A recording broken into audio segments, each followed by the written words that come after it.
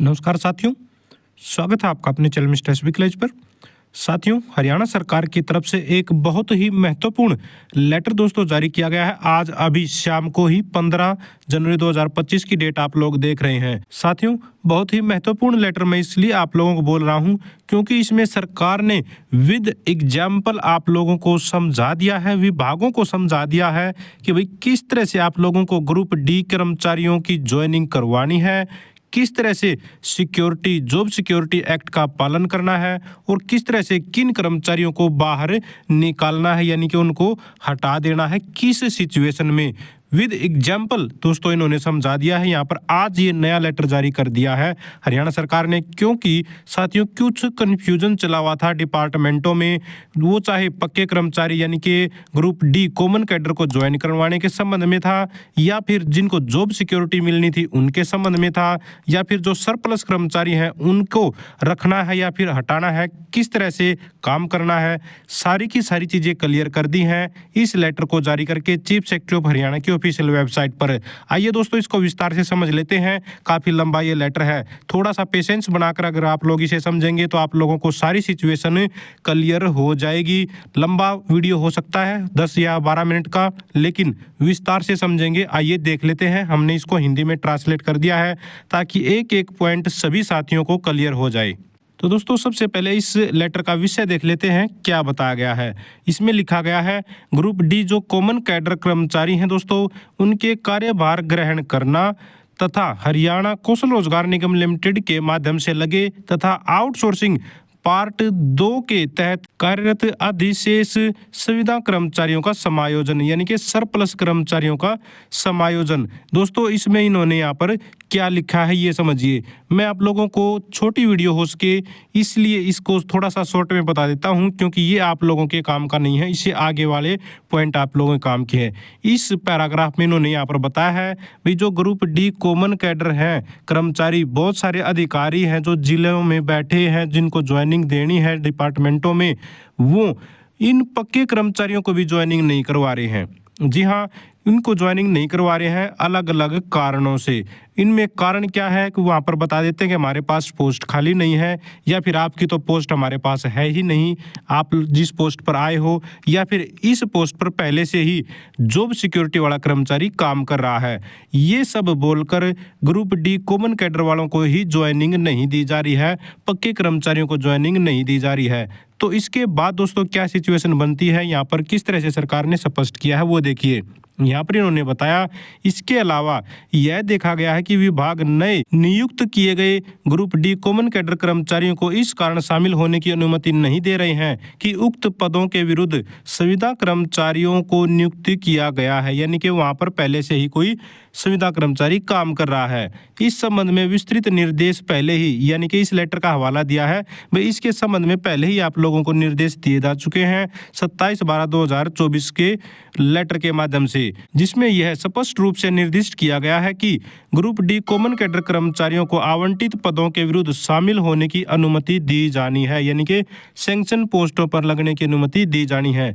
इसके अलावा यदि पद पर पहले से ही आउटसोर्सिंग पार्ट 2 के माध्यम से लगे ग्रुप डी स्तर के अनुबंधित कर्मचारी या कौशल रोजगार निगम के माध्यम से लगे लेवल 1 कर्मचारी या अन्यथा किसी ऐसे अनुबंधित कर्मचारी का कब्जा है जो हरियाणा सरकार के अधीन किसी भी संगठन में 15 अगस्त 2019 से पहले शुरू में लगा था, यानी कि ये जॉब सिक्योरिटी वालों का मामला है, तो ऐसे कर्मचारी को कार्यमुक्त नहीं किया जाएगा, यानी कि जॉब सिक्योरिटी वालों को हटाया नहीं जाएगा, भले ही वहां पर पक्का कर्मचारी कॉमन कैडर वाला आ जाए। और उसका मामला हरियाणा अनुबंधित कर्मचारी सेवा सुरक्षा अधिनियम 2024 के तहत सेवा की सुरक्षा का लाभ देने के लिए संबंधित विभाग द्वारा संसाधित किया जाएगा, यानी कि आगे उसका मामला बढ़ाया जाएगा जॉब सिक्योरिटी उसको देने के लिए। यदि नव तैनात ग्रुप डी कॉमन कैडर कर्मचारियों के शामिल होने और सेवा की सुरक्षा का लाभ प्राप्त करने वाले अनुबंधित कर्मचारियों के समायोजन के बाद जिला स्तर पर रिक्त पद उपलब्ध नहीं है तो कौशल रोजगार निगम के माध्यम से शुरू में लगे अनुबंधित कर्मचारियों को पहले आओ पहले पाओ के सिद्धांत को लागू करके कार्य मुक्त किया जाएगा। यानी कि फर्स्ट इन फर्स्ट आउट का दोस्तों यहाँ पर जो वो नियम बनाया था सरकार ने, जिसके तहत बहुत सारे कर्मचारियों को हटाया भी जा चुका है। लगातार लेटर जारी हो रहे हैं और सरप्लस कर्मचारियों को हटाया जा रहा है जिनकी 5 साल से कम की सेवा है, उनका ये जिक्र हो रहा है। इसका मतलब यह हुआ कि ग्रुप डी कॉमन कैडर के कर्मचारियों को शामिल होने से इनकार नहीं किया जा सकता यदि पोर्टल पर, यानी कि इन्होंने जो रिक्वायरमेंट पोर्टल बनाया था ग्रुप डी वालों के लिए, उसका यहाँ पर ये बता रखा, नाम दे रखा है, यदि पोर्टल पर विभागों द्वारा दिए गए विवरण के अनुसार स्वीकृत पद मौजूद हैं। इसके अलावा सेवा की सुरक्षा का लाभ पाने वाले अनुबंधित कर्मचारियों को कार्यमुक्त नहीं किया जाना है। ऐसे मामलों में जहां मानव संसाधन विभाग द्वारा किसी विशेष ग्रुप डी पद पर तैनात ग्रुप डी कॉमन कैडर कर्मचारियों और हरियाणा अनुबंधित कर्मचारियों की सेवा की सुरक्षा अधिनियम 2024 के तहत कवर किए गए अनुबंधित कर्मचारियों, यानी कि उस ग्रुप डी पद पर जो पहले से कार्यरत है जॉब सिक्योरिटी वाला, की संख्या का योग किसी विशेष कार्यालय में किसी विभाग के लिए उस ग्रुप डी पद के लिए स्वीकृत रिक्त पदों से अधिक है। यहाँ पर सारा का सारा मामला समझने के योग्य है दोस्तों। यहाँ से आप लोगों को क्लियर होंगी सारी चीजें। देखिए इन्होंने क्या बताया है यहाँ पर, भाई यदि पहले से ही उस पद पर कर्मचारी काम कर रहा है और ग्रुप डी का कर्मचारी भी काम कर रहा है, यानी कि सरप्लस हो गए कर्मचारी, ज्यादा हो गए जितनी पोस्ट थी, जॉब सिक्योरिटी वाले को भी नहीं हटा सकते और कॉमन कैडर वाला जो पक्का कर्मचारी है ग्रुप डी का, उसको भी ज्वाइनिंग करने से मना नहीं कर सकते। तो क्या हुआ, तो वहां पर दोस्तों कर्मचारी सरप्लस हो गए, इतनी तो पोस्ट ही नहीं है। तो इसलिए दोस्तों इन्होंने यहाँ पर ये लाइन स्पष्ट कर दी है कि यहाँ पर देखिए ये वाली अधिशेष अनुबंधित यानी कि सरप्लस अनुबंधित कर्मचारियों के समायोजन के संबंध में शीघ्र ही निर्देश जारी किए जाएंगे। तो यानी कि जो भी सरप्लस कर्मचारी हैं उनके समायोजन के लिए स्पेशल निर्देश जारी किए जाएंगे शीघ्र ही। न तो जॉब सुरक्षा वाले हटाने हैं और न ही कॉमन कैडर वालों की ज्वाइनिंग रोकनी है। दोनों ही मामलों में भले ही सरप्लस हो जाए कर्मचारी, रखना दोनों को है। इसके लिए स्पेशल आगे चलकर बहुत शीघ्र ही निर्देश जारी किए जाएंगे किस तरह से इनको समायोजित करना है, यानी कि डिपार्टमेंट में इनको लगाए रखना है। उदाहरण दिया इन्होंने, पहला उदाहरण देखिए, इन्होंने वैसे 2 उदाहरण दिए हैं। पहला उदाहरण यहाँ पर देखिए, उदाहरण ए, मान लीजिए किसी विभाग ने यानी कि रिक्वायरमेंट पोर्टल पर अपनी रिक्वायरमेंट डाली थी, ग्रुप डी वालों की, पक्के वालों की बात हो रही है, ये वो पोर्टल है जिस पर डाली थी, ठीक है। पोर्टल पर किसी विशेष जिले में चपरासी के 12 पदों की रिक्त स्थिति प्रस्तुत की गई, यानी कि इस पोर्टल पर पक्के कर्मचारियों की 12 कर्मचारी रिक्त स्थिति प्रस्तुत की गई, भाई 12 पद खाली हैं और मानव संसाधन विभाग द्वारा 12 ग्रुप डी कॉमन कैडर कर्मचारियों को चपरासी के रूप में तैनात किया गया है। इसके अलावा 12 संविदा कर्मचारी चपरासी के रूप में काम कर रहे हैं पहले से ही। इनमें से 4 संविदा कर्मचारी हरियाणा सेवा सुरक्षा में शामिल हो जाते हैं। फिर चपरासी के रूप में तैनात सभी 12 कॉमन कैडर ग्रुप डी कर्मचारियों को शामिल होने की अनुमति दी जानी चाहिए, यानी कि फिर भी उनको ज्वाइनिंग करवानी है। और साथ ही 4 मौजूदा संविदा कर्मचारियों को भी लाभ मिलना चाहिए। यहाँ पर ये बात आप लोग स्पष्ट से समझ लीजिए। इन्होंने ये जो उदाहरण दिया है कि उनको भी ज्वाइन करवाना है और जिनको जॉब सिक्योरिटी मिली हुई है उनको भी दोस्तों रखना है।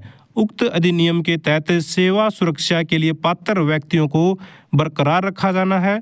उक्त अधिनियम के तहत कवर नहीं किए गए अधिशेष 8 कर्मचारियों को कार्य मुक्त किया जाना है। एक ये पॉइंट समझ लीजिए, यानी कि जो सेवा सुरक्षा नियम में कवर नहीं होते हैं उनको कार्य मुक्त किया जाना है, स्पष्ट लिख दिया है सरकार ने। यहाँ पर ये लेटर आप लोगों को मिल जाएगा चीफ सेक्रेटरी ऑफ हरियाणा की ऑफिशियल वेबसाइट पर इंग्लिश में।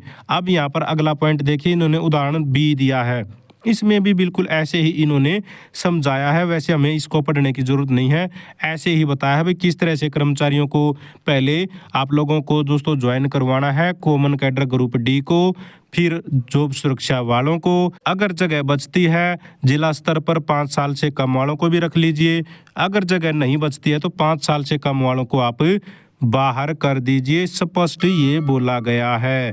आगे देख लीजिए यहाँ पर सभी विभागों को यहाँ पर ये लेटर का हवाला दिया गया है। 27/12/2024 के निर्देशों का कड़ाई से अनुपालन करना है। ये जो लेटर थे ये थे ग्रुप डी कॉमन कैडर वालों को ज्वाइनिंग करवाने के संबंध में। हाँ, इसमें इन्होंने यहाँ पर ये भी बोल दिया है, अगर भाई आप लोगों को लगता है भाई उस समय आप लोगों ने जो रिक्वायरमेंट भेजी थी पक्के कर्मचारियों की वो अब नहीं है या फिर अब उसमें से कुछ बदल गई है, तो वो आप लोग बता सकते हैं। विभाग के जो अध्यक्ष हैं वो उस जानकारी को अपडेट कर सकते हैं और उस समय आप लोगों ने क्यों इतने कर्मचारी की रिक्वेस्ट भेजी थी उसका कारण भी आप बता सकते हैं। तो इन सभी को दोस्तों यहाँ पर पालन करने के निर्देश दिए गए हैं। आगे आप लोगों के काम की जानकारी नहीं है। कुल मिलाकर ये है कि अब 6 उदाहरण यहाँ पर समझाया गया है विभागों को, जिनको विभागों में ज्वाइनिंग देनी है उन अधिकारियों को ये समझा दिया गया है किस तरह से आप लोगों को काम करना है। भले ही आप लोगों के पास पोस्ट खाली नहीं है, लेकिन जब रिक्वायरमेंट मांगी गई थी उस समय आप लोगों ने जितनी रिक्वायरमेंट भेजी थी, किसी विभाग ने बोल दिया कि हमारे पास 10 पद खाली हैं पक्के कर्मचारी के, तो क्या किया अब कॉमन कैडर वालों ने क्या किया, यानी कि एचएसएससी ने वहाँ पर दोस्तों 10 कर्मचारी भेज दिए। लेकिन अब यहाँ पर क्या हो रहा है कि साथियों जॉब सुरक्षा वालों ने यहाँ पर अपनी जगह पक्की कर ली उसमें, तो अब जगह कहाँ पर खाली रही। जॉब सुरक्षा वालों को भी नहीं हटा सकते, कॉमन कैडर वालों को भी ज्वाइनिंग करवाना है, तो ये बोल दिया स्पष्ट भाई जॉब सुरक्षा वालों को भी रखो, कॉमन कैडर वालों को भी ज्वाइन करवाओ। अगर सरप्लस कोई हो जाता है 5 साल से कम वाला तो उसको बाहर निकाल दो, ये स्पष्ट कर दिया है। 6 उदाहरण आप लोगों को समझा दिया गया है।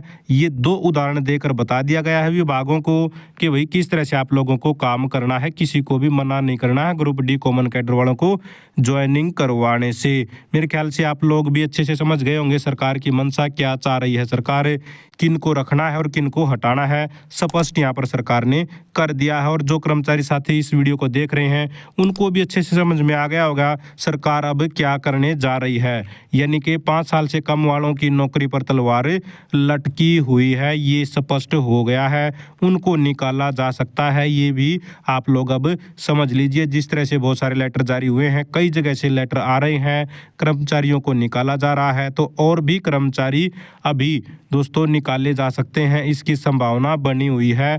क्योंकि यहाँ पर स्पष्ट है कि अभी भी बहुत सारे जो ग्रुप डी कॉमन कैडर हैं उनको ज्वाइनिंग नहीं दी जा रही है गाइडलाइन क्लियर न होने की वजह से। तो अब सरकार ने पूरी गाइडलाइन क्लियर कर दी है, तो जैसे ही अब उनको ज्वाइनिंग मिलेगी तो दोस्तों और भी कुछ कर्मचारी साथियों की जॉब को यहाँ पर हल्ला हो गया है, खतरा हो गया है। तो फिलहाल के लिए दोस्तों ये कंप्लीट इन्फॉर्मेशन थी, इसके बारे में क्लियर है सभी को। तो दोस्तों अगर आप भी चाहते हैं हरियाणा में एजुकेशन से रिलेटेड आउटसोर्सिंग कच्चे क्रम से जुड़ी खबरें समय पर पाना तो चैनल को जरूर सब्सक्राइब करें, वीडियो को लाइक करें दोस्तों, साथ शेयर करें। Thank you very much.